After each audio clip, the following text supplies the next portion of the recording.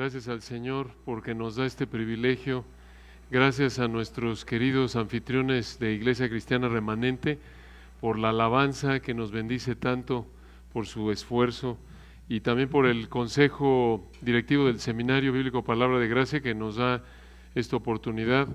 Podrían haber varios aquí y bueno, por la soberanía del Señor y a través de la gracia y misericordia del consejo directivo, aquí estoy con ustedes y aquí nuestro querido director, muy amable, me llama presidente, es por amabilidad, hermanos. Créanme que él hace todo y los demás ahí estamos apoyándolo.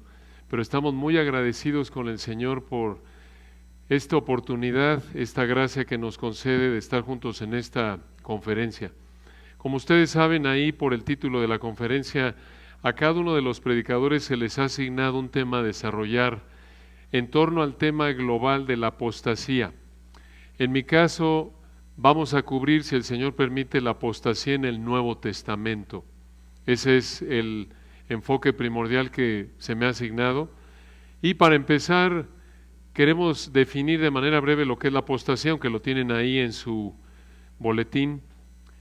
La apostasía, de acuerdo con las Escrituras, se refiere a personas que estuvieron muy cerca del Evangelio y externamente y por un tiempo profesaron ser cristianos, pero llegó un punto en el que se apartaron de manera deliberada y permanente del Señor y de su Evangelio. Estas personas nunca fueron creyentes verdaderos. El prototipo, por así decirlo, el ejemplo excelso de apostasía, obviamente es Judas Iscariote, uno de los 12. Y vamos entonces a iniciar con este tema de la apostasía, concentrándonos en el Nuevo Testamento, y para abordar este tema desde el punto de vista del Nuevo Testamento, pensamos que la mejor manera de hacerlo a lo largo de las sesiones que cada uno tiene va a ser de nuevo, en mi caso, al concentrarnos en el Nuevo Testamento, concentrarnos en la segunda epístola de Pedro. Vamos a estudiar en estas 6 sesiones, si el Señor lo permite, Segunda de Pedro. ¿Por qué Segunda de Pedro? Porque esta carta nos enseña cómo enfrentar a los falsos maestros, cómo enfrentar a los maestros apóstatas. Y como Pedro estaba a punto de morir cuando escribió Segunda de Pedro, como lo vemos en Segunda de Pedro 1:14, y por la tradición histórica, parece que Pedro escribió desde Roma alrededor del año 67 al 68 a las mismas personas a quienes les escribió Primera de Pedro. Y en Segunda de Pedro, Pedro les escribió con la intención de enfrentar a los falsos maestros, les escribió con la intención de prepararlos, equiparlos, para que supieran cómo identificar, cómo enfrentar, cómo protegerse de los falsos maestros y de su enseñanza.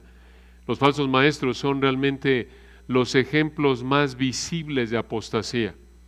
Y para que tengan una idea general de la dirección a la que estamos apuntando aquí en estas 6 sesiones, vamos a dividir nuestro estudio en 4 partes. Vamos a dividir la carta de Segunda de Pedro en 4 partes. Y vamos a ver que de acuerdo con Segunda de Pedro, para enfrentar la apostasía necesita recordar 4 verdades. De acuerdo con Segunda de Pedro, para enfrentar la apostasía necesita recordar 4 verdades. En primer lugar, recuerda la salvación de Dios. Esto lo vemos en el 1 al 11. En segundo lugar, recuerda la palabra de Dios. Esto lo vemos en el 12 al 21. En tercer lugar, recuerda los enemigos de Dios, ahí en el capítulo 2, versículos 1 al 22. Y en cuarto lugar, recuerda el futuro de Dios, ahí en el capítulo 3, versículos 1 al 18. Entonces, para enfrentar la apostasía, de acuerdo con Segunda de Pedro, necesita recordar 4 verdades. En primer lugar, la salvación de Dios. En segundo lugar, la palabra de Dios. En tercer lugar, los enemigos de Dios. Y en cuarto lugar, el futuro de Dios. Vamos a empezar para esta sesión con la primera. Y vamos a ver en el capítulo 1, los versículos 1 al 11 por esta sesión. Vamos a leer el texto para comenzar y después entramos a los detalles. Segunda de Pedro 1, versículo 1 hasta el 11, observen lo que el Espíritu de Dios dice aquí a través de Pedro. Segunda de Pedro 1:1. Simón Pedro, siervo y apóstol de Jesucristo, a los que habéis alcanzado por la justicia de nuestro Dios y Salvador Jesucristo, una fe igualmente preciosa que la nuestra. Gracia y paz os sean multiplicadas en el conocimiento de Dios y de nuestro Señor Jesús. Versículo 3. Como todas las cosas que pertenecen a la vida y a la piedad nos han sido dadas por su divino poder, mediante el conocimiento de aquel que nos llamó por su gloria y excelencia, por medio de las cuales nos ha dado preciosas y grandísimas promesas, para que por ellas llegaseis a ser participantes de la naturaleza divina, habiendo huido de la corrupción que hay en el mundo a causa de la concupiscencia. Vosotros también, poniendo toda diligencia por esto mismo, añadid a vuestra fe virtud, a la virtud conocimiento, versículo 6, al conocimiento dominio propio, al dominio propio paciencia, a la paciencia piedad, a la piedad afecto fraternal y al afecto fraternal amor. Porque si estas cosas están en vosotros y abundan, no os dejarán estar ociosos ni sin fruto en cuanto al conocimiento de nuestro Señor Jesucristo. Pero el que no tiene estas cosas tiene la vista muy corta, es ciego, habiendo olvidado la purificación de sus antiguos pecados. Por lo cual, hermanos, tanto más procurad hacer firme vuestra vocación y elección, porque haciendo estas cosas no caeréis jamás. Porque de esta manera os será otorgada amplia y generosa entrada en el reino eterno de nuestro Señor y Salvador Jesucristo. Un gran texto que vamos a ver a detalle. Entonces, aquí vemos que para enfrentar la apostasía necesita recordar en primer lugar la salvación de Dios. La salvación de Dios. Aquí en el capítulo 1, versículos 1 al 11. Y observen aquí en los primeros 2 versículos del capítulo 1 el saludo. Y este saludo incluye varios temas que vemos a lo largo de la carta. Observen cómo el primer versículo nos presenta una bomba de riqueza. Segunda de Pedro 1:1. Simón Pedro, siervo, en el griego doulos, esclavo y apóstol de Jesucristo.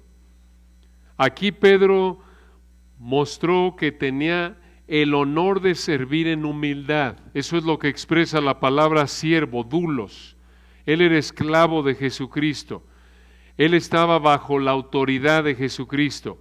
Pero no solo era esclavo, observen el versículo 1 de nuevo. Simón Pedro, siervo y apóstol de Jesucristo. Esa frase apóstol de Jesucristo significa que él habló con la autoridad misma del Señor. Aquí tienen ustedes al Señor Jesucristo hablando a través de Pedro. Y entonces aquí el Señor habló y observen lo que dijo, versículo 1. Simón Pedro, siervo y apóstol de Jesucristo, a los que habéis alcanzado, o mejor traducción, a los que habéis recibido. Esto es importante, lo vamos a explicar en un momento. A los que habéis recibido, versículo 1, por la justicia de nuestro Dios y Salvador Jesucristo. Una pausa aquí. Observen de nuevo, hermanos, en tan pocas palabras como es característico de la palabra de Dios, verdades tan ricas, tan profundas, pero presentadas de manera breve y clara como solo el Espíritu de Dios puede hacerlo. Versículo 1 nos dice, por la justicia de nuestro Dios y Salvador Jesucristo. Aquí vemos que Jesucristo es Dios y Salvador. Solo Él es Dios y Salvador. Y vamos a explicar en un momento más de esta frase, a los que habéis recibido por la justicia de nuestro Dios y Salvador Jesucristo. Observen que, versículo 1 al final, segunda de Pedro 1:1, una fe igualmente preciosa que la nuestra. Tenemos que saborear esto. Aquí, en el versículo 1, el Espíritu de Dios a través de Pedro nos dice que Pedro le escribió a personas que tenían la misma fe que él tenía como esclavo y apóstol del Señor. Esto es impresionante. Aquí vemos que los creyentes genuinos se caracterizan por tres realidades, de acuerdo con el versículo 1. Número 1, tienen la misma fe preciada, tienen la misma salvación, no más y otros menos. Podríamos pensar cómo es posible que el gran apóstol Pedro, el líder de los apóstoles, parte del círculo de apóstoles más cercano al Señor Jesucristo, no pensaría, este está a otro nivel. En términos de función, probablemente por designio soberano, pero en términos de posición, igual que cualquier otro cristiano común y corriente, como fueron aquellos a los que escribió aquí en 2 de Pedro. Esto habría animado a los cristianos que escucharon esto por primera vez, como debe animarnos a nosotros. Si somos realmente cristianos, tenemos, escucha, la misma calidad de fe que Pedro mismo tuvo. ¿Cómo es esto posible? La segunda realidad lo explica y está en el versículo 1, véanlo de nuevo. Simón Pedro, siervo y apóstol de Jesucristo, a los que habéis alcanzado, mejor recibido, y aquí está la clave, a los que habéis alcanzado por la justicia de nuestro Dios y Salvador Jesucristo. ¿Cómo es posible que podamos tener una fe de la misma calidad que tuvieron los cristianos que oyeron esto por primera vez? ¿Cómo es posible que todo creyente a lo largo de la historia pueda tener la misma calidad de fe que tuvo el apóstol Pedro mismo? Respuesta es, versículo 1, por la justicia de nuestro Dios y Salvador Jesucristo. En otras palabras, lo que determina la calidad de esa fe, independientemente de la persona a la que Dios se la conceda, son los méritos de Cristo, no los nuestros. Esto es glorioso, ¿no es cierto? Son los méritos de Cristo. Es una fe debido a los méritos de Cristo. Por eso dice el texto en el versículo 1, Simón Pedro, siervo y apóstol de Jesucristo, a los que habéis alcanzado debido a la justicia, la rectitud, la obediencia perfecta, la conformidad perfecta, la impecabilidad de nuestro Dios y Salvador Jesucristo. Esto es impresionante, recuerden, es que solo por quién es el Señor Jesucristo y lo que hizo, su vida, muerte, resurrección perfectas, Dios nos trata como si hubiéramos vivido la vida perfecta de Cristo. Esta es la salvación. Esta es la razón por la que tenemos una fe igual de preciosa que la que Pedro tuvo. Y número 3, observen esto, muy importante aquí en el versículo 1. Esta fe es un regalo de Dios. Recuerden, los creyentes genuinos se caracterizan por tres realidades, de acuerdo con 2 Pedro 1:1. En primer lugar, tienen la misma fe preciada, misma calidad de fe. En segundo lugar, es debido a los méritos de Cristo. Y número 3, esta fe es un regalo de Dios. Es un regalo de Dios. Por eso dice el versículo 1, véanlo de nuevo. Simón Pedro, siervo y apóstol de Jesucristo, a los que habéis recibido, es una mejor traducción. A los que habéis recibido, esta fe es un regalo de Dios. A los que habéis recibido por la justicia de nuestro Dios y Salvador Jesucristo, una fe. Dios nos la regaló. Recuerden Efesios 2, 8 y 9, ese texto que amamos y conocemos, porque por gracia sois salvos por medio de la fe, y esto incluye la fe. Esto no de vosotros, pues es don, regalo de Dios, no por obras, para que nadie se gloríe.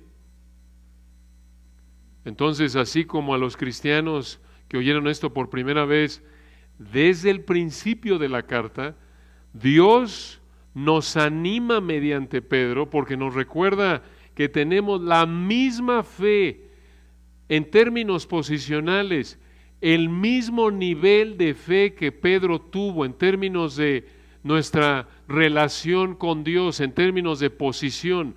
Tenemos la misma calidad de fe que Pedro tuvo, porque Dios nos las dio en base a los méritos de Cristo. Es igualmente preciosa, en otras palabras, invaluable. Por eso ven la palabra ahí en el versículo 1, una fe igualmente preciosa. Hermanos, es invaluable, no tiene precio. Por eso la llama aquí el Espíritu de Dios preciosa. Esta fe no se compara aquí en el contexto de 2 de Pedro. Esta fe preciosa no se compara con la fe inservible, falsa de los apóstatas, de los falsos maestros y los cristianos falsos, de los que externamente e intelectualmente se identifican con Cristo, con el Evangelio, y por un tiempo aparentan externamente vivir una vida de obediencia, pero en realidad no tienen esa fe, y por eso con el tiempo se entregan a su pecado y abandonan de manera permanente al Señor. Ahora observen aquí en el versículo 2, cómo es que Pedro saludó a estos cristianos. 2 de Pedro 1:2. Gracia y paz os sean multiplicadas en el conocimiento de Dios y de nuestro Señor Jesús. Esto prácticamente es una oración, sí es un saludo, siguiendo el formato tradicional de la época que usaban para las cartas ahí en la sociedad grecorromana de la época, pero prácticamente esto es una oración. Es como cuando le dices a alguien, Dios te bendiga, es un saludo, una despedida, pero realmente es una expresión de deseo, pidiéndole a Dios que bendiga a la persona. Y esa es la idea aquí. Aquí en 2 de Pedro 1:2, Pedro oró, porque Dios multiplicara su gracia y paz al conocer a Dios y al Señor. Escuchen, hermanos, aquí hay una verdad preciada. Disfrutamos de gracia y paz cuando crecemos en conocer a Dios y al Señor. Disfrutamos de gracia y paz cuando crecemos en conocer a Dios y al Señor, y esto es por la obra de Dios.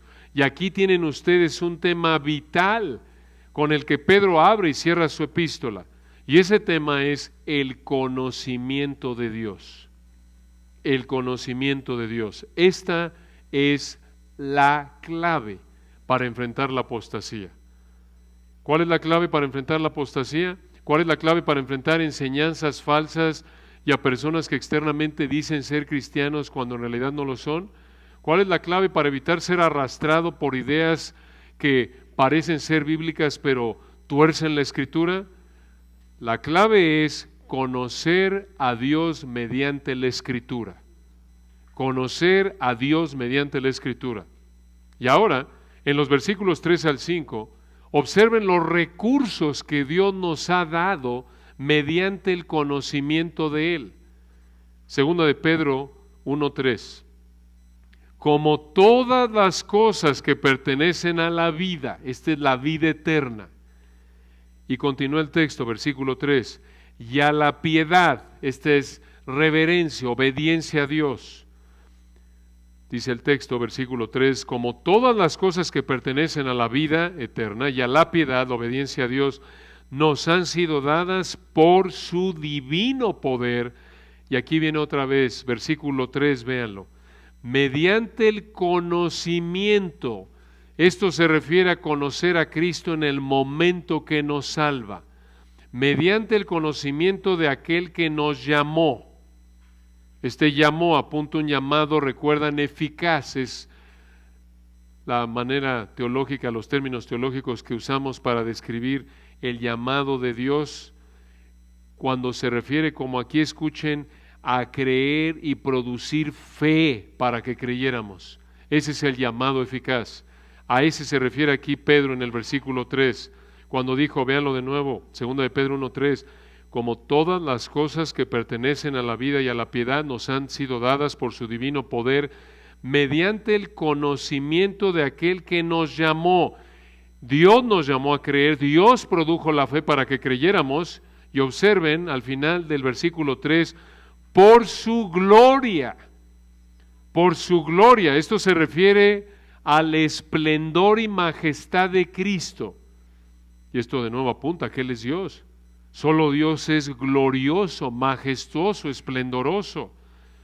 y concluye al final del 3, y excelencia. Esto se refiere a la excelencia moral de Cristo.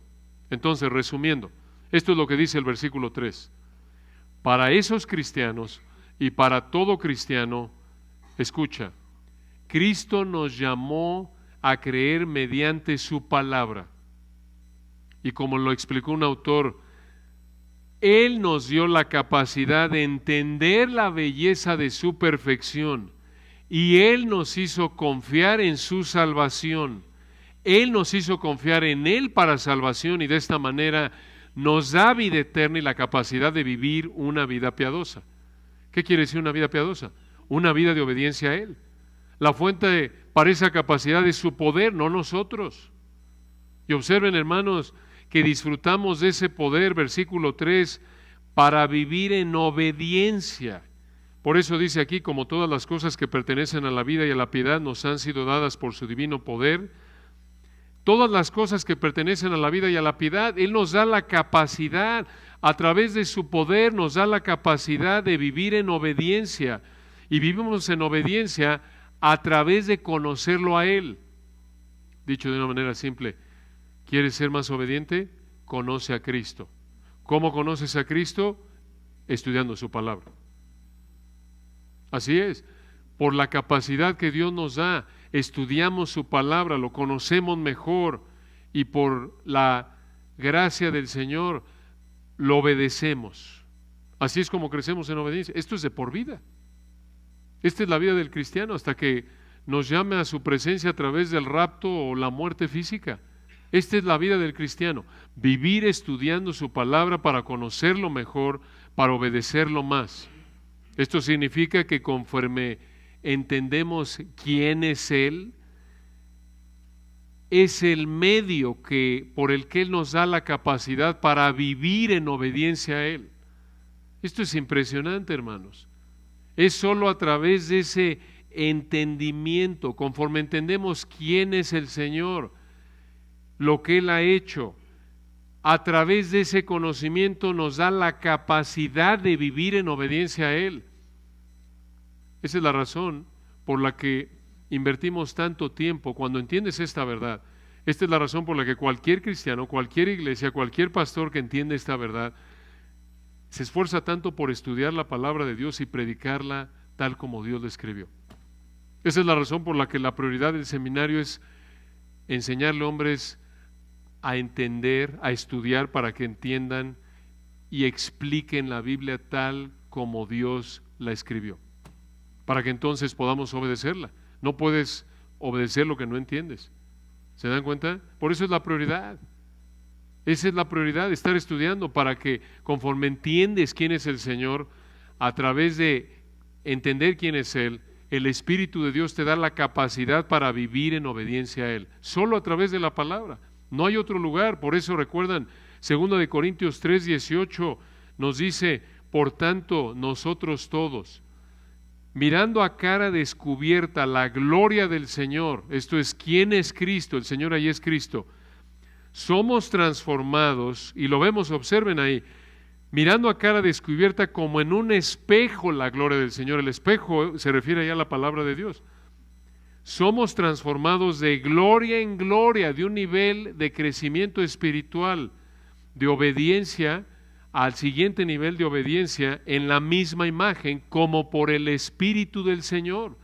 En otras palabras, el único lugar en el que puedes conocer al Señor Jesucristo, saber quién es Él, es su palabra, y a través de su palabra, el Espíritu de Dios, 2 Corintios 3:18, usa su palabra para hacerte entender y para conformarte, para que pienses, hables, vivas de una manera más parecida a Cristo, que quiere decir que obedezcas más.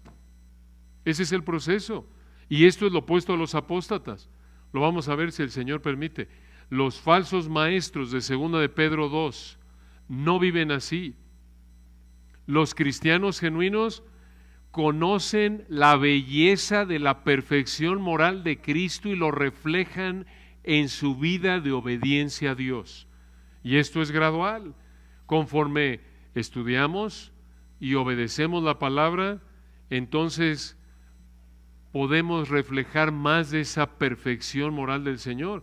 Es así de simple, hermanos. Es como cuando ves, por ejemplo, a alguien que fue objeto del pecado de otra persona y dices, hombre, ¿cómo es posible que esa persona pueda perdonar? ¿Cómo es posible que esa persona, después de lo que le hizo su cónyuge o después de lo que le hizo su compañero de trabajo, después de que lo humilló, pecó contra él, cómo le puede dar bien por mal? Y desde el punto de vista humano, la sabiduría humana lo ve como algo humillante, absurdo, porque no tiene la capacidad de entender la palabra de Dios. Pero el cristiano ve eso y es hermoso.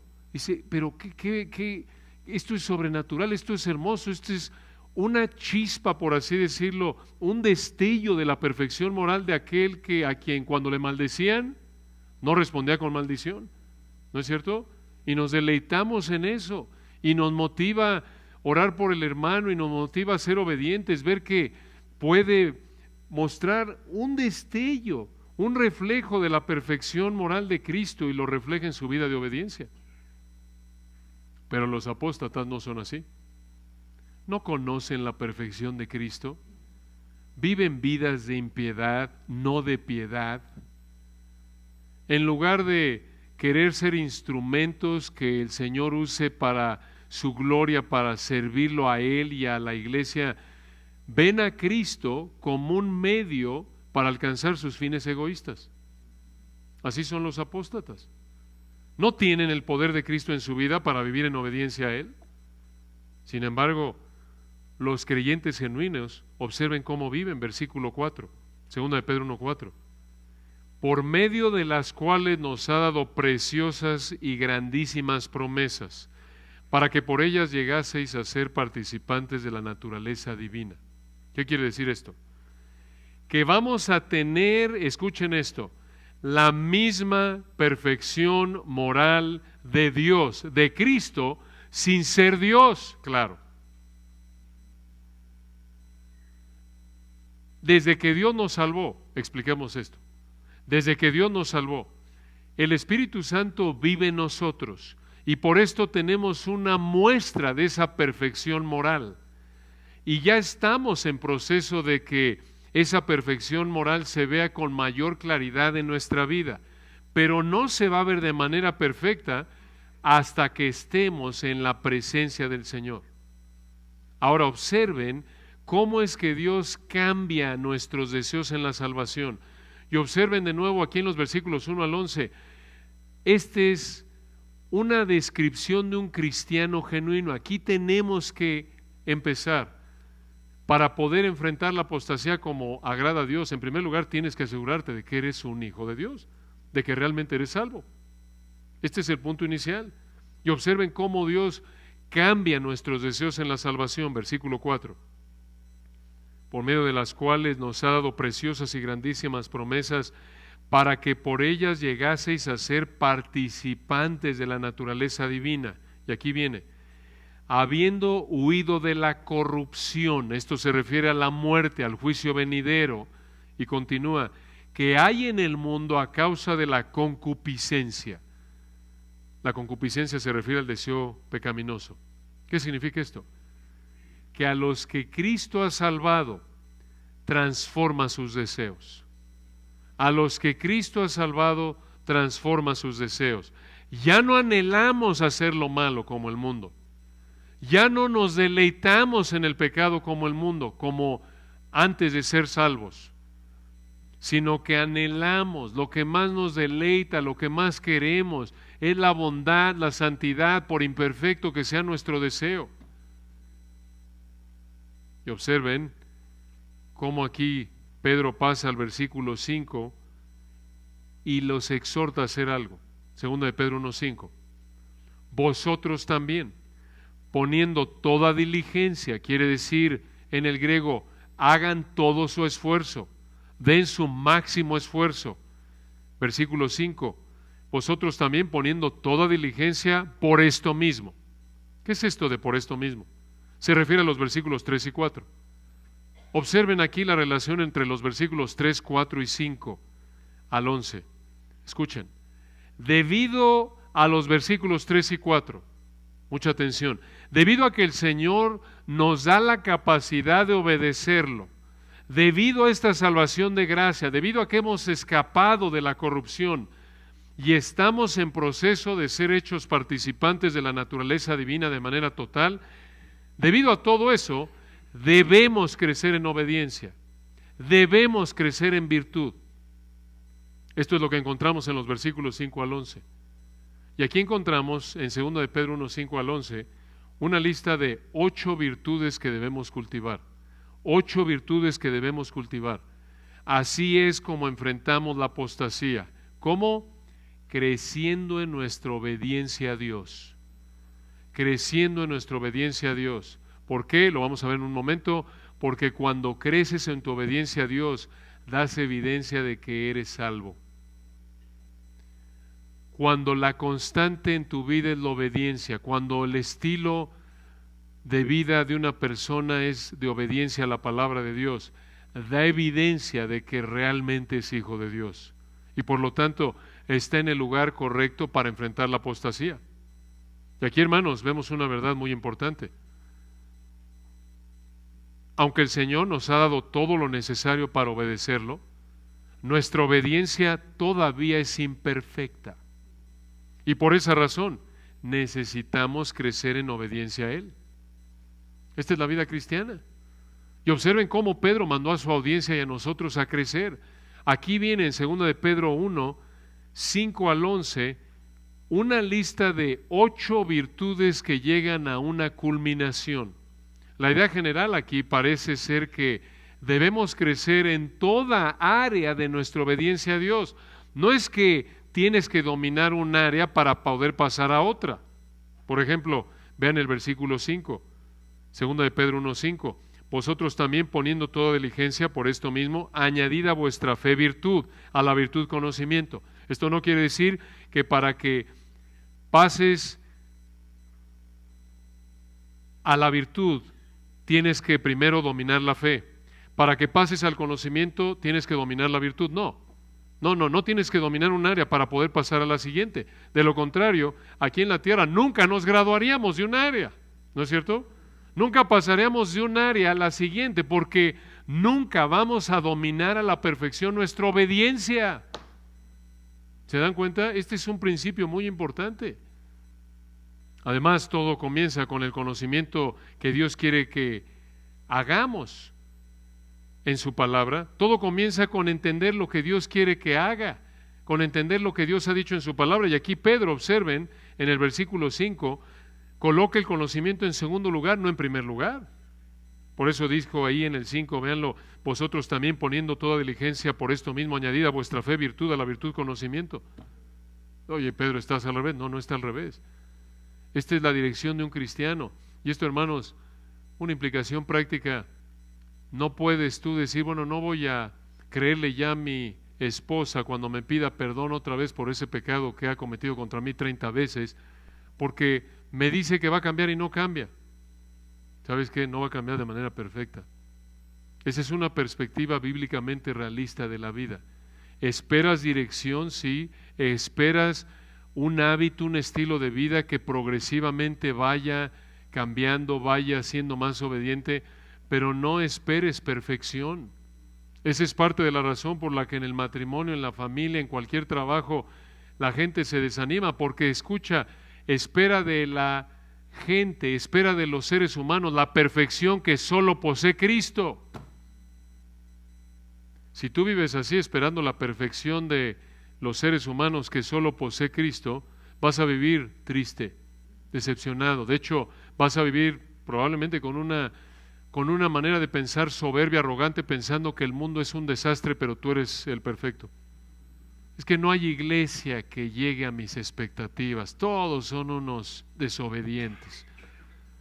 Todos los hombres son iguales. Todas las mujeres, es la misma idea, ¿no es cierto? Todos son unos corruptos. Sí, todos somos unos corruptos delante de Dios, claro. No hay justo ni aunque uno. Y ni Pablo, después de 30 años, recuerdan, de cristiano, podía decir que era perfecto, porque después de 30 años de creyente dijo en Filipenses 3:12, no que lo haya alcanzado ya, ni que ya sea que perfecto. Y recuerden, esta no es una justificación para ser complacientes con nuestro pecado y decir, bueno, pues mira, nadie es perfecto, así que aguántame como soy ya. No, no, no, no. Pablo lo ejemplifica, y Pedro también aquí, no que lo haya alcanzado ya ni que ya sea perfecto, sino que prosigo. Mi imperfección debe motivarme a seguir buscando la perfección de Cristo, porque un creyente genuino que está viviendo en obediencia no se deleita con nada más, no está contento con nada más que estar confesando su pecado continuamente y estar esforzándose y estar luchando y buscando darle la espalda a la tentación. Entonces, hermano, no esperes la perfección de tu cónyuge, de tu jefe, de tu presidente, de nadie, que solo Cristo tiene. Recuerda, para empezar, vete en el espejo. ¿Eres perfecto? Por supuesto que no, no hay justo ni aun uno. Entonces, necesitas tener una actitud como en Gálatas 6:1. Esta es una implicación práctica de entender esta verdad, de que nuestra obediencia no la vamos a dominar de manera perfecta aquí en la tierra. Por eso Gálatas 6:1 nos dice, hermanos, si alguno de vosotros fuere sorprendido en alguna falta, vosotros que sois espirituales, los que están en ese punto caminando en obediencia, bajo el control del Espíritu, restauradle con espíritu de mansedumbre, considerándote a ti mismo, no sea que tú también seas tentado. Es solo por la gracia de Dios que no estás en el pecado que alguien más está cometiendo en este momento. Pero tú tienes el mismo potencial que cualquier otra persona de ser, si todas las circunstancias fueran iguales, si tú estuvieras en el lugar de la misma persona, harías lo mismo, porque eres igual de pecador en términos de naturaleza. Y aún como cristiano, todavía estás luchando con esos deseos. Entonces, no tienes que dominar un área para poder pasar a la siguiente. Entonces, aquí en 2 de Pedro 1:5 al 11, en esta lista no parece haber un orden estricto que separe de manera clara las virtudes, como para que digas, mira, hasta que pases por la primera virtud te gradúas y entonces recibes tu diploma, y luego la que sigue, ya que seas, versículo 5, tu fe esté impecable, entonces versículo 5 le añades virtud, y luego le añades, te gradúas, conocimiento, y luego 6, al conocimiento le añades dominio propio. Pero no puedes añadirle dominio propio hasta que no te hayas graduado del conocimiento. No, véanlo, versículo 5. Vosotros también, poniendo toda diligencia por esto mismo, añadid. Es un imperativo en el griego, un mandato. Esto lo debemos hacer, es una orden que el Señor nos dio a través de Pedro. Añadid quiere decir provean, suplementen. Observen entonces que en el versículo 5 dice, vosotros también, poniendo toda diligencia, quiere decir, recuerden, dando su máximo esfuerzo, conforme a lo mejor de su capacidad, añadid o provean, suplementen. Esta frase, hermano, nos recuerda dos realidades en la vida cristiana. Número 1, tenemos la obligación de ser obedientes al Señor. Esto es elemental, sí, pero es una realidad que enseña el texto. No es opcional. Y número 2, cumplir con esta obligación demanda, escucha, un esfuerzo intenso. Ser obediente al Señor demanda un esfuerzo intenso. Si tú piensas, oye, yo veo a los demás hermanos y digo, hombre, estos parecen que van así como tranquilos, así como de bajada, suavecito, los veo muy contentos. Eso es lo que tú ves, pero no estás con ellos 24 horas al día, y no los ves en toda circunstancia de su vida, y no ves lo que están pensando, y no ves cómo luchan con sus deseos y sus motivos. Es una lucha campal, es una lucha sumamente difícil el obedecer a Dios. ¿Por qué? Porque el deseo de la carne es contra el espíritu y el del espíritu contra la carne, Gálatas 5.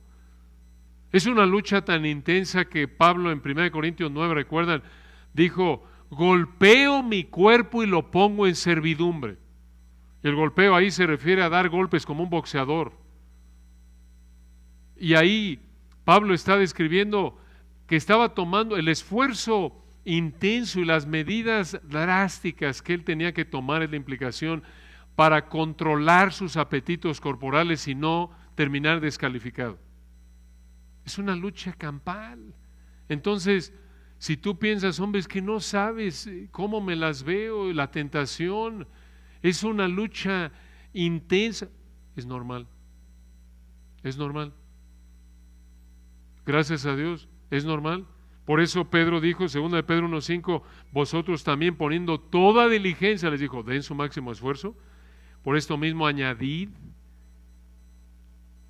No crecemos espiritualmente, como dijo un autor, de manera intravenosa, nos encantaría. Que te metieran tu catéter, tu tubito, y te inyectas conocimiento bíblico, sería más fácil así, ¿no? Ahí traer tu carga de líquido bíblico y que estuviera de manera automática irrigando, ¿no? Al torrente sanguíneo. No, sería fabuloso, ¿no? No es así. Debemos esforzarnos por estudiar la Escritura, esforzarnos por aprender a estudiarla, aplicar el proceso de estudio, el procedimiento de estudio y pensar en cómo la aplico, qué debo quitar de mi vida para no pecar. Esta es una lucha. Y aun cuando ya sabes qué hacer, otra vez pecas. Señor, perdóname otra vez. Esos pecados que nos asedian, esos pecados que nos enredan de manera tan fácil, Hebreos 12. Y ahí vivimos. Entonces, si vas a enfrentar la apostasía como Dios manda, escucha, no puedes ser apático, no puedes ser flojo en tu obediencia al Señor. Entonces, observen lo que dijo Pedro, versículo 5, vosotros también, poniendo toda diligencia, otra vez, dando su máximo esfuerzo, por esto mismo, añadid, provean, añadid a vuestra fe. ¿Qué quiere decir esto? Esta es nuestra confianza en Dios. Vuestra fe aquí, en el versículo 5, se refiere a nuestra confianza en Dios. Se refiere a creer lo que Dios ha dicho. Aquí comienza todo. A nuestra fe debemos añadirle, versículo 5, observen, añadid a vuestra fe virtud. ¿Qué significa virtud? Se puede traducir mejor a su mejor virtud. Esto es excelencia moral. Esta es la misma palabra en griego del versículo 3 que se usó ahí en el versículo 3 para referirse a la excelencia moral de Cristo. Véanlo ahí, 2 de Pedro 1:3, mediante el conocimiento de aquel, al final de 2 de Pedro 1:3, que nos llamó por su gloria y excelencia. Esta es la excelencia moral de Cristo. Y aquí en el versículo 5, vosotros también, poniendo toda diligencia, por esto mismo, añadid a vuestra fe virtud. A su fe, al hecho de que creen en lo que Dios ha dicho, añádenle, le deben añadir excelencia moral. Esto es la obediencia que Cristo ejemplificó, la perfección que Cristo ejemplifica. Ya nada más con eso, hermanos, ya el resto de la vida tenemos que vivir así, ¿no? ¿Ya para qué nos das más, Pedro? Ya está bien ahí, hasta ahí, don Peter, ya con eso, ya, a nuestra fe. Esto es la vida, tratar de ejemplificar la perfección de Cristo. Ya con eso nos dio tarea para de aquí hasta que el Señor nos lleve a su presencia y no vamos a graduarnos. ¿No es cierto? De manera perfecta. No vamos a dominar esta área. ¿Cómo vamos a ser igual de obedientes que Cristo? Estar al mismo nivel, pero ser impecables como Cristo. Santos, inocentes, sin mancha como Cristo. Imposible aquí en la tierra. Pero esa es la dirección. Esa es la dirección. Y observen que también a eso debemos añadirle, debemos cultivar, debemos buscar, versículo 5, a la virtud, conocimiento. ¿Qué es esto? Esto es conocimiento del Señor Jesucristo. Esto lo vemos ahí adelante, por ejemplo, en 2 de Pedro 3:18. Observen ahí el último versículo de 2 de Pedro 3:18. Observen cómo cierra su epístola Pedro. 2 de Pedro 3:18. Antes bien, creced en la gracia y el conocimiento de nuestro Señor y Salvador Jesucristo. Entonces, cuando dice en 2 de Pedro 1:5 que debemos añadir, suplir a nuestra fe virtud, a la virtud conocimiento, esto quiere decir que debemos estar estudiando la Escritura para conocerlo mejor. Esto lo vemos al final del capítulo 1. Y como lo vemos en este pasaje, ese conocimiento, recuerden, se manifiesta de manera práctica. Ya nos dijo virtud, excelencia moral como Cristo. Y junto con ese conocimiento, observen, versículo 6, continúa la lista. Segunda de Pedro 1:6. Al conocimiento, dominio propio. ¿Qué significa eso? Autocontrol, refrenar los deseos, refrenar o controlar los impulsos, las emociones. Esto es totalmente lo opuesto de lo que hacen los apóstatas, los falsos maestros y sus seguidores. Véanlo ahí en 2 de Pedro 2:14. Ellos no controlan sus deseos. 2 de Pedro 2:14. Ellos, los falsos maestros, los apóstatas, 2 de Pedro 2:14, tienen los ojos llenos de adulterio, no se sacian de pecar, seducen a las almas inconstantes, tienen el corazón habituado a la codicia y son hijos de maldición. Vean el versículo 19, 2 de Pedro 2:19. Les prometen libertad y son ellos mismos esclavos de corrupción. Así son los falsos maestros. Sin embargo, los cristianos, 2 de Pedro 1:6, deben dar su máximo esfuerzo por cultivar el dominio propio. 2 de Pedro 1:6.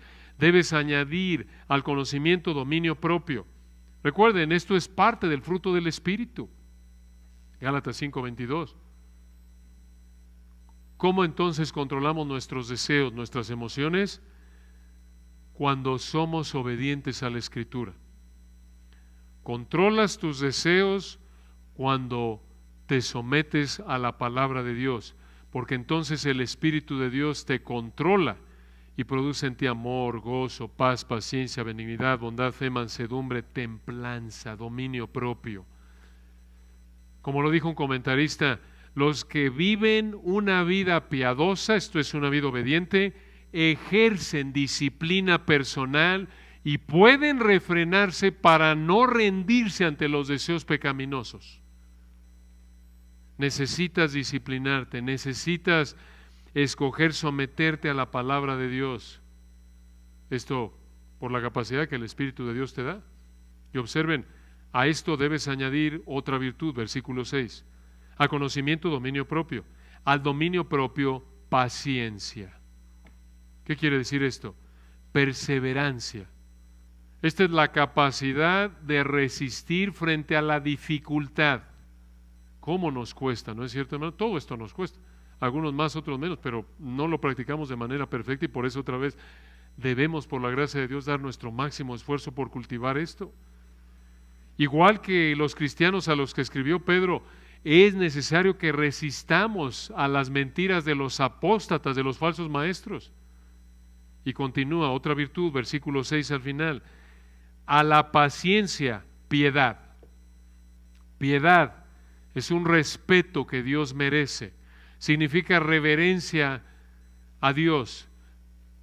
Se manifiesta en una actitud de entrega a Dios. Esta es una vida que parece a Dios. Cuando decimos, esta persona es piadosa, estamos diciendo es reverente, es obediente a Dios, muestra respeto a Dios. Ya en el versículo 3 vimos que el Señor nos dio, recuerden, 2 de Pedro 1:3, como todas las cosas que pertenecen a la vida y a la piedad nos han sido dadas por su divino poder. No nos falta nada en términos de recursos para ser piadosos. Esto refuta la idea, como ustedes saben, no bíblica, de pensar que, bueno, necesito ir a un retiro, necesito que alguien ore por mí, una segunda bendición, una segunda experiencia, para que entonces Dios me dé la capacidad, me dé lo que me falta, un bautismo, lo que sea, para que entonces ahora sí lo obedezca. No. En el momento de la salvación Dios te dio todo. De nuevo, es como esa analogía que usamos que es tan elemental. Cuando naces espiritualmente es como cuando naces físicamente, completo. A lo mejor eres un bebé, cuando naces espiritualmente como un bebé en el ámbito físico, un recién nacido, no puede caminar todavía, pero tiene pies, nace con 10 dedos, pies en los pies, manos, orejas, oídos, todo el cuerpo. Es cuestión nada más de tiempo para que aprenda a usar y a desarrollar todas sus funciones, ¿no es cierto? Así es en el ámbito espiritual. Espiritualmente hablando, claro, en el ámbito físico, debido al pecado, en la soberanía de Dios algunos nacen con problemas congénitos de por vida, pero en el ámbito espiritual ahí se parte la ilustración. Todo cristiano nace completo, con todo recurso para ser obediente. No hay cristianos que nazcan, escuchen, físicamente hablando, sin un pie. Y luego necesitas orar para pedirle al Señor que te dé un pie. No, todos nacemos completos. Dios ya te dio todo lo que necesitas para ser obediente. Ahora tiene la responsabilidad de disciplinarte para ser obediente. Tenemos la capacidad. Ahora debemos cumplir con nuestra responsabilidad. Y observa en versículo 7, otra virtud. Segunda de Pedro 1:7. A la piedad, afecto fraternal. Este es el amor entre creyentes. Debemos amar a nuestros hermanos. La idea aquí de amor fraternal es que debemos tratarlos, escucha, como si fuera nuestra familia de sangre. Y entendemos eso muy bien aquí en nuestro México, ¿no es cierto? Que tenemos la disposición muchas veces de hacer lo que sea por ayudar a nuestros parientes, ¿no es cierto? Esa es la actitud que debes tener hacia tus hermanos en Cristo. Tratarlos como si fueran tu sangre. Así como decimos la sangre llama coloquialmente, así debemos decir la sangre llama en términos espirituales. Es que tengo que amar a mi hermano, tengo que ayudarle en su momento de necesidad como si fuera mi papá. Y observen la última de las 8 virtudes, aquí en 2 de Pedro 2, 1, 5, llega al 7, y al afecto fraternal, al final del versículo 7, amor, agapen en el griego. El amor incluye las primeras 7 de la lista. Esta octava, la última, el amor es la virtud más importante, como lo vemos ilustrado en 1 Corintios 13. ¿Por qué?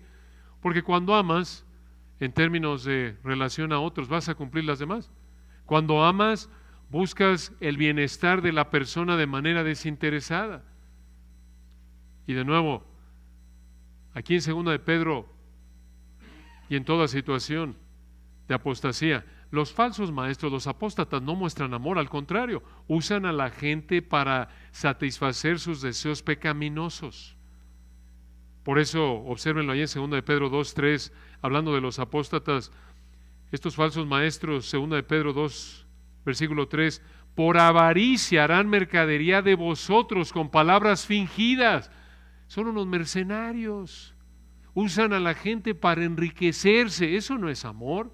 Eso no es pensar en el bienestar de otros de manera desinteresada. Y no pueden mostrar amor, ¿por qué?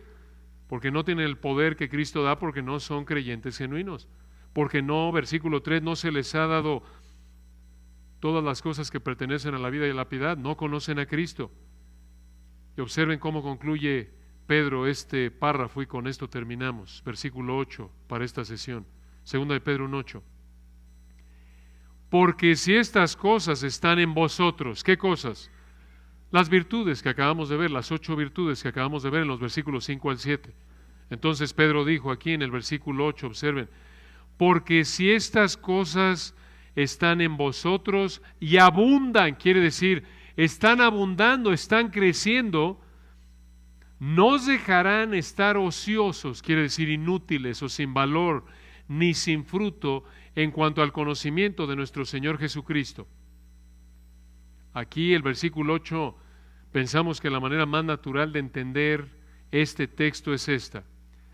2 de Pedro 1:8 dice esto: si realmente conoces al Señor Jesucristo, lo vas a demostrar porque se va a ver crecimiento en tu vida en fe, excelencia moral, conocimiento, dominio propio, etcétera.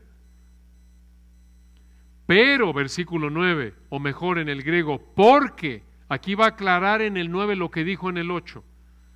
Aquí aclara versículo 9, porque el que no tiene estas cosas, otra vez las 8 virtudes de arriba, tiene la vista muy corta, es ciego, habiendo olvidado la purificación de sus antiguos pecados.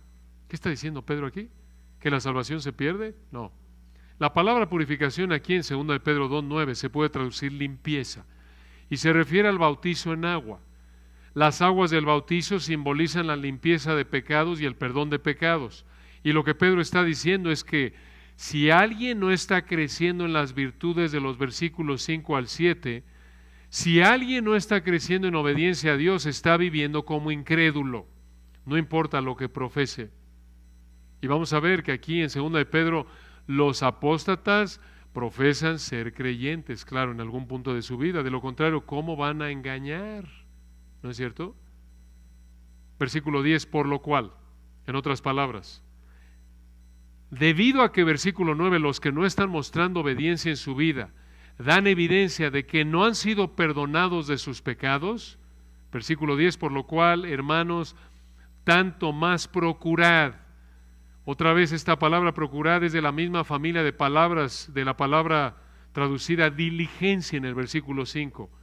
Aquí en 2 de Pedro 1:10, esa palabra procurad es otro imperativo, otro mandato, significa hagan todo el esfuerzo necesario. Y observen aquí para qué.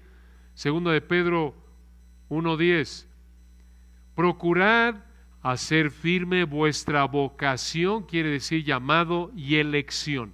¿Qué significa esto? ¿Cómo? Se oye raro, ¿no? ¿Acaso no es Dios el que llama y el que elige? ¿Cómo que yo me tengo que esforzar para hacer firme mi llamado y la elección? ¿Qué significa esto? Que vamos a estar seguros de que somos salvos al practicar las virtudes de los versículos 5 al 7. Esto no está enseñando salvación por obras. Simplemente está diciendo que vamos a estar seguros de que Dios nos escogió para salvación al estar creciendo en fe, excelencia moral, dominio propio, paciencia, etcétera, las virtudes de los versículos 5 al 7. Y observen la última parte del versículo 10, porque haciendo estas cosas no caerás jamás. ¿No caeréis jamás? ¿Cómo? ¿Quiere decir que nunca vamos a pecar? No. Lo que dice aquí el versículo 10 es esto, mucha atención. Cuando estás creciendo en las virtudes de los versículos 5 al 7, no vas a caer jamás. Esto significa que no vas a dejar a Dios, no lo vas a abandonar, no vas a apostatar. Esa es la idea. Ahora recuerden, como lo vemos en 2 de Pedro, cuando una persona escoge seguir un apóstata, un falso maestro, da evidencia de que no ha querido creer en el Señor y no ha querido dejar su pecado. Y por eso concluye Pedro aquí, versículo 11, 2 de Pedro 1:11, porque de esta manera os será otorgada amplia y generosa, quiere decir rica, abundante entrada en el reino eterno de nuestro Señor y Salvador Jesucristo. Este es un recordatorio, hermanos, hermoso, de que vamos a recibir mucho más de lo que merecemos, como lo dijo alguien. Porque estas palabras amplia y generosa, traducen una palabra griega que significa rica, abundante. ¿Qué quiere decir esto?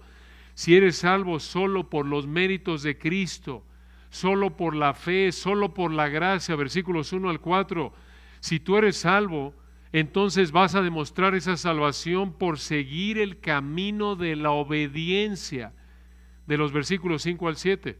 Y de esta manera, versículo 10, vas a tener la certeza de que nunca dejarás al Señor, de que nunca serás un apóstata y que entrarás al cielo. Entonces, para enfrentar la apostasía, tenemos que empezar estando seguros de que somos salvos. Debemos examinarnos. ¿Cómo es nuestro estilo de vida? ¿Cuál es la constante en nuestra vida? No nos engañemos. Si la constante en tu vida es el pecado, si lo que más deleite trae a tu vida es el pecado, necesitas arrepentirte y rogarle a Dios porque tenga misericordia de ti. Y esto solo en base a la vida, muerte y resurrección del Señor Jesucristo. De lo contrario, eres un apóstata en potencia, alguien que se dice ser cristiano, pero no lo es en realidad, y en cualquier momento puedes terminar abandonando al Señor porque no lo conoces como tu Señor y Salvador. Oremos para terminar.